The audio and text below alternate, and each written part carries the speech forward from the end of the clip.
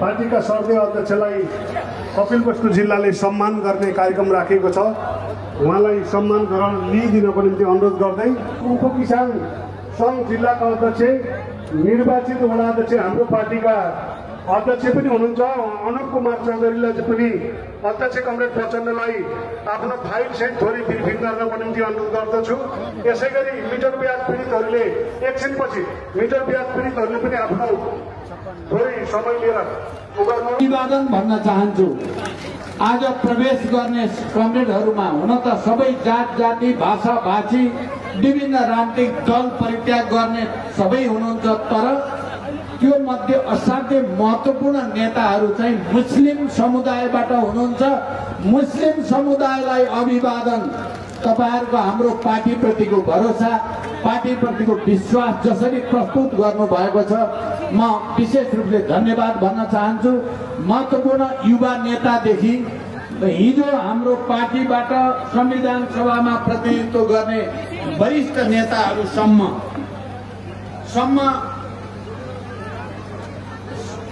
वरिष्ठ नेतासम्म पनि आज पार्टीमा प्रवेश गर्नु भएको छ।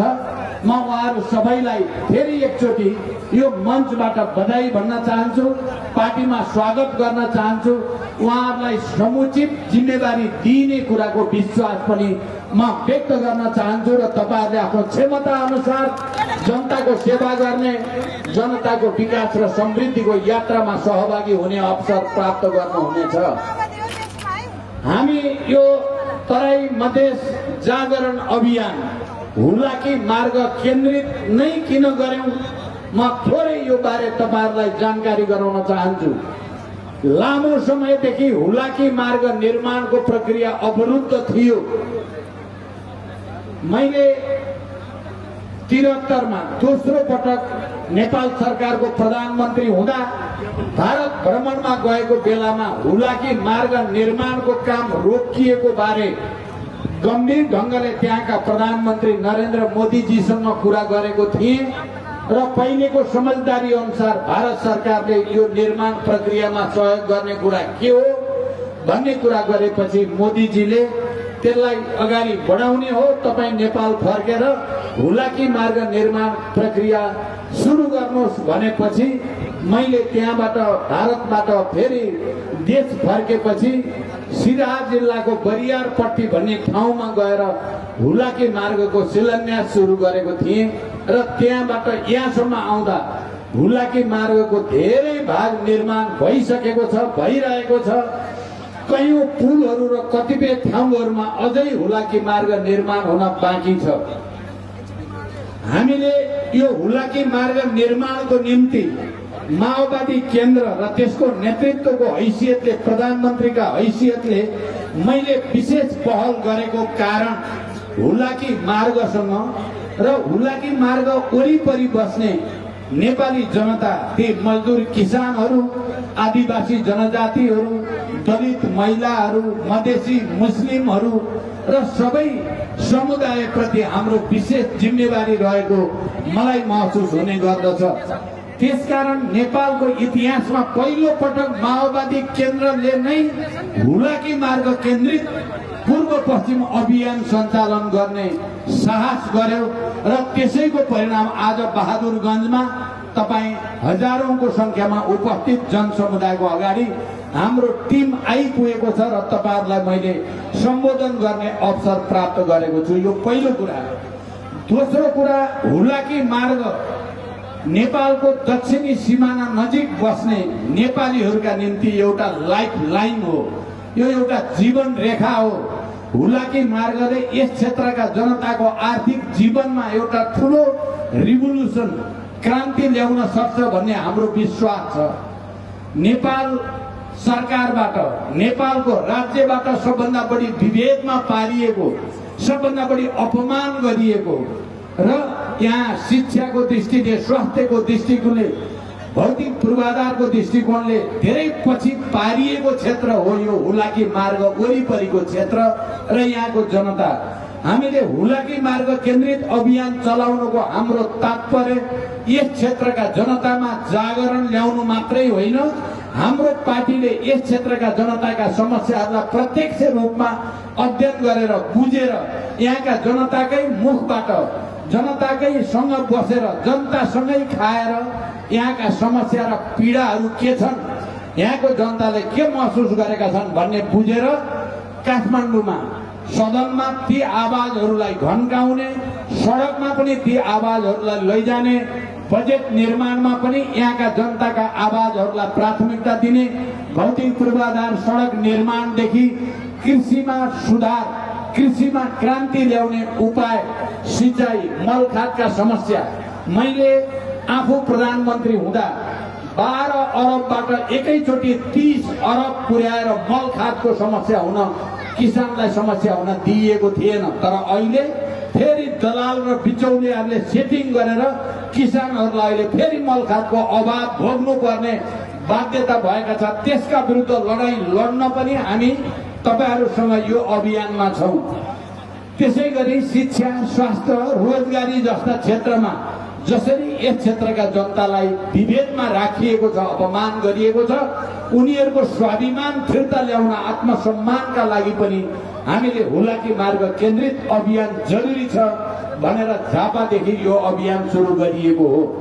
मलाई खुसी छ र हाम्रा नेताहरूको चिन्नै टिम तपाईहरुको अगाडि हामी छौं। हामी नेताहरूको टिम निकै जनतासँगका बसाई, जनताका पीरमर्का, हाम्रा शहीद परिवारहरूका आवाजहरू, उनीहरूका आँसुहरू, उनीहरूका पीडाहरू हामीले नजिकबाट देख्यौं, बुझ्यौं, सुनेका छौं र उहाँहरूका आवाजहरूलाई हामीले फेरि एकचोटि गम्भीर रूपले लिएर अगाडि जाने संकल्प गरेका छौं र साथै किसानहरूका समस्या समाधानका निम्ति एउटा नयाँ कृषि क्रान्तिको आवश्यक छ। यहाँ सिंचाईको, मलखातको मात्रै होइन, उत्पादन र उत्पादकत्व वृद्धि गर्न वैज्ञानिक विधि अपनाउन पनि त्यत्तिकै जरुरी छ। त्यस उद्देश्यका साथ पनि हामी यो हुलाकी मार्ग अभियानमा छौं र हामी झापादेखि यहाँसम्म आउँदा लाखौंसँग हामीले भेटघाट गरेका छौं र सबैका कुरा सुनिसकेपछि एउटा नयाँ ऊर्जा, नयाँ शक्ति हामीलाई प्राप्त भएको महसुस भएको छ। आज तपाईहरु यो कपिलवस्तु जिल्लाको बहादुरगञ्जमा जुन उत्साह, जुन जिज्ञासाका साथ तपाईहरु उपस्थित हुनुहुन्छ, त्यसले पनि देखाएको छ कि कपिलवस्तु जिल्ला पनि फेरि एउटा नयाँ जागरणमा अगाडि आएको छ, नयाँ उत्साहको साथ माओवादी केन्द्रसँग जोडिन आएको छ। यहाँ आज पार्टी प्रवेश गर्ने विभिन्न नेता कार्यकर्ताहरूको स्पिरिटले पनि त्यसलाई राम्रोसँग प्रदर्शित गरेको छ। आदरणीय जनसमुदाय, त्यसकारण मैले यो अभियानलाई कञ्चनपुरसम्म पुग्दा एउटा नयाँ संश्लेषण, एउटा नयाँ विश्लेषण, एउटा आर्थिक समृद्धिको नयाँ अभियान, सांस्कृतिक रूपान्तरणको नयाँ अभियानको रूप यसले लिनेछ भन्ने मैले महसुस गरेको छु र तपाईहरु सबैलाई पनि विशेष धन्यवाद भन्न चाहन्छु। यति भनिसकेपछि मैले थोरै कुरा देशको राजनीति बारे केही कुरा राख्नु छ। तपाईहरुलाई थाहा छ, मैले पछिल्लो पटक सरकारको नेतृत्व गर्दै गर्दा भ्रष्टाचारका विरुद्ध एउटा नयाँ लडाईँ सरकारबाटै छेडेको थिएँ। तपाईहरुले देखिराख्नु भएको छ के राजनीतिक दलका नेताहरू जो भ्रष्टाचारमा डुबेका छन् उनीहरूलाई कानुनको दायरामा ल्याउने र कारबाहीको प्रक्रियामा लैजाने काम गरिएको थियो। भूमाफियाहरू जसले राज्यको जमिन व्यक्तिको नाममा बनाएर करोडौं र अरबौं लुट्न पल्केकाहरूलाई जग्गा फिर्ता गर्न बाध्य पारिएको थियो। जनताको जग्गा जनतालाई फिर्ता गर्ने, राज्यको जग्गा राज्यलाई फिर्ता गर्ने प्रक्रियाको सुरुवात गरिएको थियो। तपाईहरुलाई यो पनि थाहा छ, दलाल र बिचौलियाहरूले रातारात करोडौं र अरबौं कमाउने सेटिङ गर्ने, मन्त्री प्रधानमन्त्रीहरूलाई किन्ने, खरिद गर्ने जो सेटिङ थियो, मैले त्यो सेटिङ भत्काउनको लागि लडाईँ लडे र धेरै सेटिङहरू भत्किए पनि र त्यसपछि हामीले सामाजिक विभेदका विरुद्ध सामाजिक न्यायका पक्षमा, तपाईहरुलाई यो कुरा सायद सम्झना होला, मैले वर्षौंदेखि नागरिकताको समस्या झेलिरहेका नेपाली युवाहरू, खास गरी तराई मधेसमा जसका आमा र बुवा र मम्मी नेपाली नागरिक छन्, तर उमेर पुगेका उनका छोराछोरीले नागरिकता नपाउने बडो विडम्बनाको स्थिति नेपालमा थियो। त्यो स्थितिको अन्त्य गर्नको लागि मेरो नेतृत्वको सरकारले लडाईँ लड्यो, कानुन बनायो र नागरिकता प्राप्तिको ढोका खुल्यो र लाखौं नेपाली युवाहरूले नागरिकता प्राप्त गर्ने स्थिति बन्यो। आदरणीय जनसमुदाय, देशैभरि र तराई मधेसमा मुख्य रूपमा मिटर ब्याज पीडितको समस्या निकै विकराल समस्याको रूपमा रहेको छ। मेरो नेतृत्वको सरकारले पहिलो पटक नेपालको इतिहासमा मिटर ब्याज पीडितहरूका पक्षमा ऐन निर्माण गर्यो र अनि मिटर ब्याज पीडितका समस्या समाधान गर्ने निकै ठूलो मेहनत गर्यो। यद्यपि अझै पनि यो समस्याको समाधान भइसकेको छैन, ऐनको ठिक ढंगले कार्यान्वयन भइराखेको छैन। हामी सरकारबाट हटेपछि यो समस्या फेरि जस्ताको तस्तै बल्झिएको अवस्था छ र यो समस्या समाधान गर्ने उद्देश्य पनि हाम्रो यो हुलाकी मार्ग केन्द्रित राष्ट्रिय अभियानमा अन्तर्निहित रहेको छ। म यहाँहरूलाई यो कुरा पनि जानकारी गराउन चाहन्छु। त्यसैगरी सामाजिक विभेदका दृष्टिकोणले सामाजिक सुरक्षा कोषमा आबद्ध गर्ने निर्णय मेरो नेतृत्वको सरकारले गर्यो र विदेशमा गएका तपाईँ हाम्रा छोराछोरीहरू, हाम्रा परिवारका सदस्यहरू अहिले 15 लाख चाहिँ सामाजिक सुरक्षा कोषमा आबद्ध भइसकेका छन् र देशभित्र पनि औपचारिक र अनौपचारिक दुवै क्षेत्रका श्रमिकहरूलाई सामाजिक सुरक्षा कोषमा आबद्ध गर्ने ढोका खोलिएको छ। तपाईहरुलाई यो पनि थाहा छ, मैले हिन्दुस्तानको भ्रमण गर्दा, भारत भ्रमण गर्दा भारतसँग दीर्घकालीन महत्त्वका थुप्रै सम्झौता भएका छन्, जुन सम्झौता नेपाल र नेपाली जनताको हितमा छन्।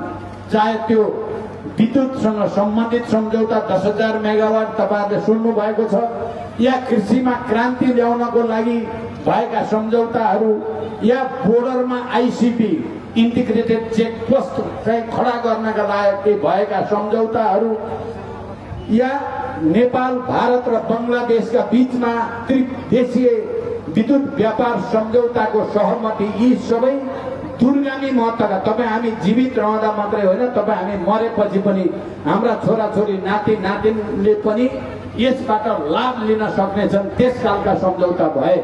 तपाईहरुलाई यो पनि सम्झना होला, मेरो चीन भ्रमणमा जाँदा थुप्रै परम्परागत नाकाहरू बन्द थिए। उत्तरी सिमानामा बस्ने नेपालीहरूको व्यापार व्यवसाय चौपट भएको थियो। म त्यहाँ गएको बेलामा सबै परम्परागत नाका खोल्ने सम्झौता भयो र अहिले प्राय सबै नाका खुलेका छन् र उत्तरतिर पनि व्यापार व्यवसाय बढ्ने ढोका खुलेको छ। यसैगरी मैले जलवायु परिवर्तनको प्रभावदेखि अन्तर्राष्ट्रिय मञ्चहरूमा, चाहे त्यो संयुक्त राष्ट्र संघको होस् या खाद्य सम्प्रभुतासँग इटालीमा भएको चाहिँ अन्तर्राष्ट्रिय सम्मेलनमा नेपाल र नेपाल जस्तै गरिब देशहरूको पक्षमा ती 47 देशको अध्यक्षको हैसियतले मैले जबरजस्त कुराहरू राखेपछि अन्तर्राष्ट्रिय समुदायमा नेपाल र नेपालीको इज्जत र प्रतिष्ठा धेरै माथि पुगेको थियो। छिमेकीहरूसँग बडो सन्तुलित सम्बन्ध भएको थियो। आदरणीय जनसमुदाय, तर यो कुरा यो देशका ठुल्ठुला दलाल पुँजीपतिहरूलाई मन परेन। माओवादी केन्द्रले जनताका पक्षमा, राष्ट्रको पक्षमा गरेका राम्रा कामहरूले उनीहरूलाई घाटा भयो। उनीहरूले रातारात कमाउने गरेको करोडौं र अरबौं डुब्ने खतरा पैदा भयो। उनीहरूले कब्जा गरेको जग्गा फिर्ता जाने भयो राज्यमा। बिचौलियाहरूले कमिसनको खेल रोकिने भयो भनेर तपाईहरुले देख्नु भएको छ। हामीलाई सरकारबाट बाहिर जान बाध्य पारियो। संख्याको खेलको नाममा हेर्दाखेरि त पार्टीहरूले गरे जस्तो देखिन्छ, तपाईहरुलाई पार्टीले गरे भने जस्तो लाग्छ होला, तर म तपाईहरुलाई भन्न चाहन्छु त्यो पार्टीहरूको बुद्धिले भन्दा दलाल पुँजीपतिहरू, बिचौलियाहरू, भूमाफियाहरू, तस्करहरूले बनाएको सरकार हो यो। यसको काम भ्रष्टाचारीहरूलाई कारबाही गर्नु होइन, भ्रष्टाचारीलाई रक्षा गर्नु यसको काम हो। राम्रो काम गर्ने कर्मचारीलाई बर्खास्त गर्नु, नराम्रो काम गर्नलाई खोजी खोजी पुरस्कार दिनु यसको काम हो। गएको 8-10 महिनामा तपाईँ हामीले देखिसकेका छौँ कुलमान जस्ता लोड सेडिङ अन्त्यमा महत्त्वपूर्ण भूमिका खेल्नेलाई अपमानपूर्वक हटाउनेदेखि त्यस्तै अरूलाई ल्याउने काम गरिएको छ र अहिले तपाईहरूले देखेका छौं सरकारका प्रत्येक क्रियाकलाप राष्ट्र र जनताका विपक्षमा गएका छन्।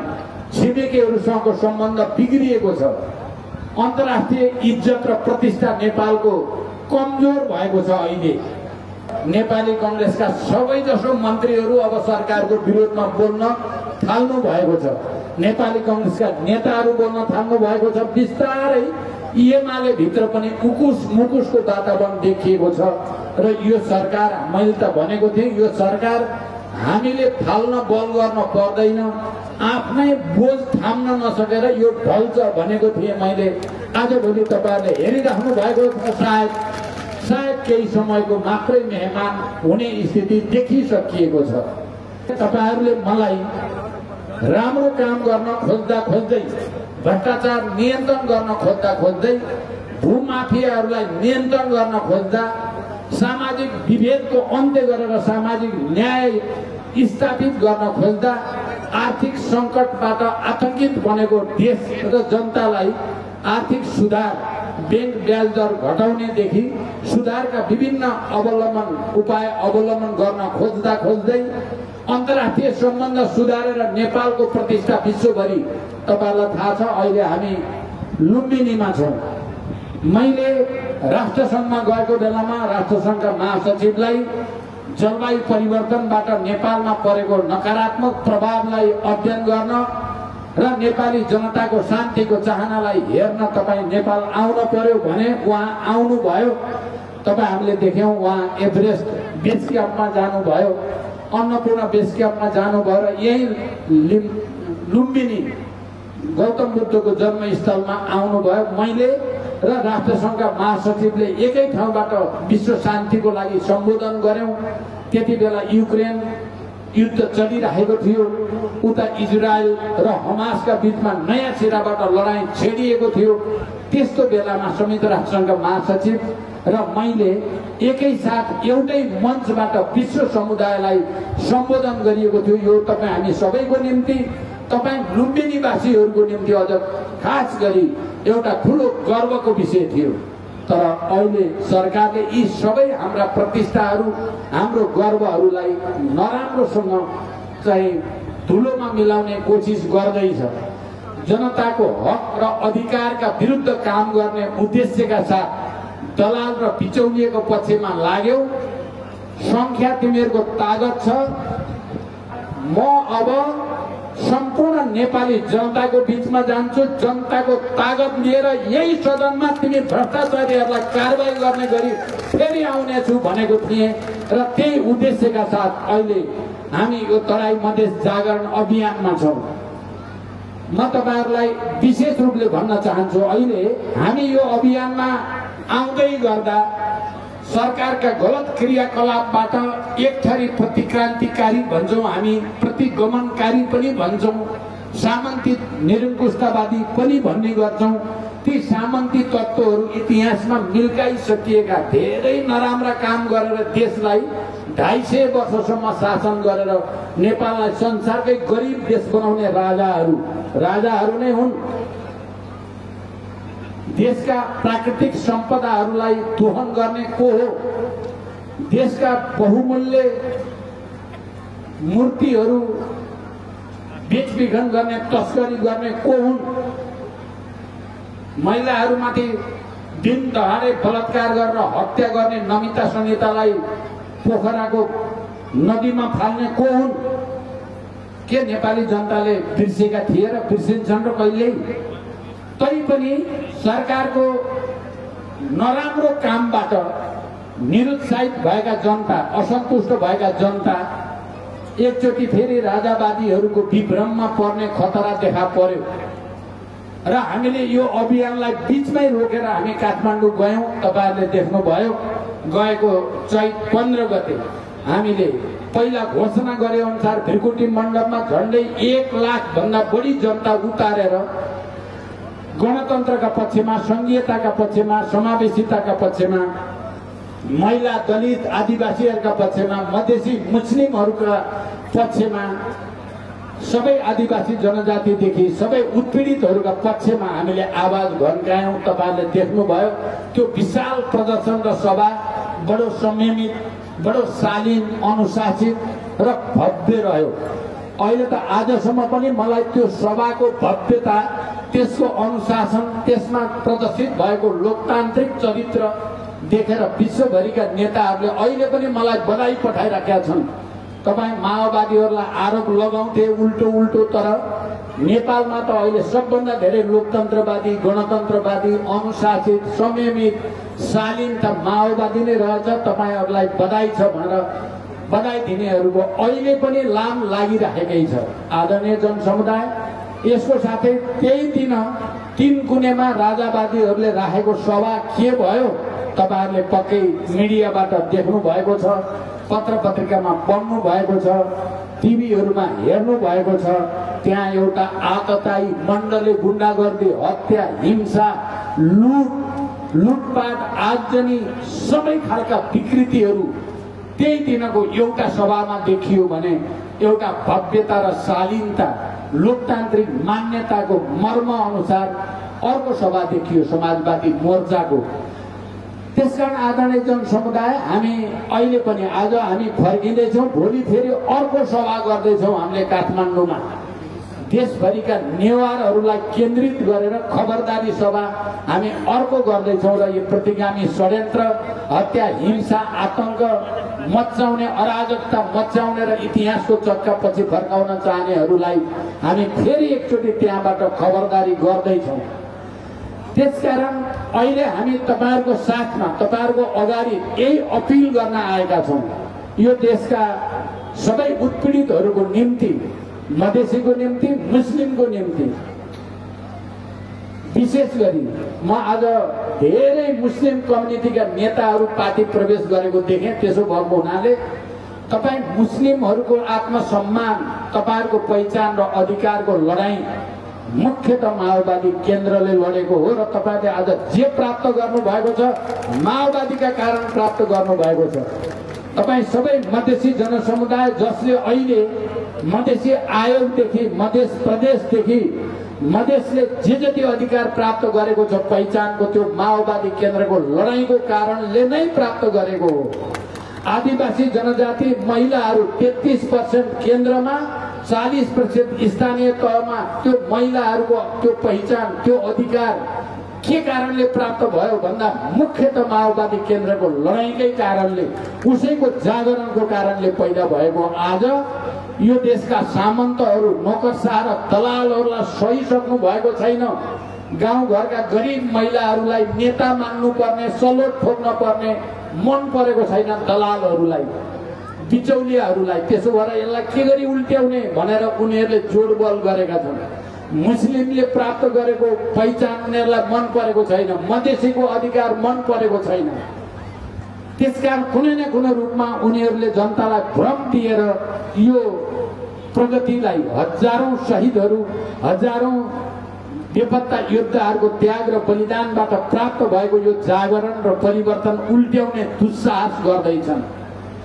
मैले यो पटक हाम्रो सिङ्गै लिडरसिपको टिम तराई मधेसमा हुलाकी मार्ग वरिपरि, सायद अहिले हामी जहाँ सभा गर्दैछौँ यो पनि हुलाकी मार्ग नै हो। हामी किन गर्दैछौँ भने तपाईहरुसँग अपिल गर्न, तपाईहरुलाई अदालत मानेर, तपाईहरुलाई न्यायाधीश मानेर हामी तपाईहरुको अगाडि छौँ। तपाईहरुको सहयोग भयो भने हामीले धेरै समय पर्खिनु पर्दैन। केही समय भित्रै देश फेरि जनताको हातमा, जनताको पार्टी र जनताको नेतृत्वको हातमा आउनेछ र भ्रष्टाचारीहरू सदाको लागि यस देशबाट लखेटिनेछन् भन्ने विश्वास म तपाईहरुलाई दिलाउन चाहन्छु। त्यसको निम्ति तपाईहरुको सहयोग चाहियो। तपाईहरुको सहयोग चाहियो। तपाईहरुको सहयोग भयो भने हामी जित्छौँ र हामीले जित्नै पर्छ। यो देशमा संघीय लोकतान्त्रिक गणतन्त्र, समावेशी समानुपातिकता हाम्रो लडाईँको कारणले आएको हो र यसको रक्षाको जिम्मेवारी पनि हाम्रो नै छ। हामी बीचमा अलिकति कहीँ न कहीँ थोरै हामीले पनि कमजोरी गर्यौं भनेर हामीले महसुस पनि गरेका छौँ। हामी कहिले एमालेसँग कहिले काङ्ग्रेससँग लाग्दाखेरि उनीहरूको रोग हामीलाई पनि सर्यो। तिनीहरूलाई सरुवा रोग छ क्या काङ्ग्रेस र एमालेलाई, हामीलाई नै अलिअलि सर्यो रोग। हामीले गम्भीर रूपले समीक्षा गर्यौं यो रोगको उपचार अब कसरी गर्ने होला। यो त हस्पिटल बिरस्टल गरेर त सन्चो हुँदैन, टिचिङ गरेर पनि हुनेवाला छैन भने यसको उपचार हामी हाम्रै वर्गतिर, हाम्रै मजदुर किसानतिर, हाम्रै महिला दलित आदिवासी मधेसी थारू मुस्लिम सबै समुदायतिर फर्केर हामीले अलिकति तपाईहरुतिर जति ध्यान दिनुपर्ने कम ध्यान दियौं, गल्ती भयो। अब हामी फेरि सच्चिएर तपाईहरुको साथमा लडाई लडेर यी प्रतिक्रियावादी जाली फटाहरूलाई हामी नेपालमा पराजित गर्छौं भन्दा पक्कै हाम्रो उपचार हुन्छ। हामी त्यही उपचारको निम्ति पनि तपाईहरुको साथमा आएका छौं। मलाई लाग्छ तपाईहरुले हाम्रो राम्रै उपचार गर्नुहुनेछ। भनियो कि 1-2-4 वर्ष हामी कहिले कांग्रेस कहिले एमाले भन्दै गर्दा कांग्रेस एमालेमा यति धेरै अहंकार देखियो कि अब हामी बिना त माओवादी आफ्नो खुट्टामा टेक्नै सक्दैन, यसको अस्तित्व नै छैन भन्ने प्रचार गरे। हामीले यो पटक के संकल्प गरेका थियौं भने अब हामी कसैको पैसाकी टेकेर होइन, आफ्नै खुट्टामा उभिएर नेपाली जनताको विश्वासको बलमा अगाडि बढ्नेछौं।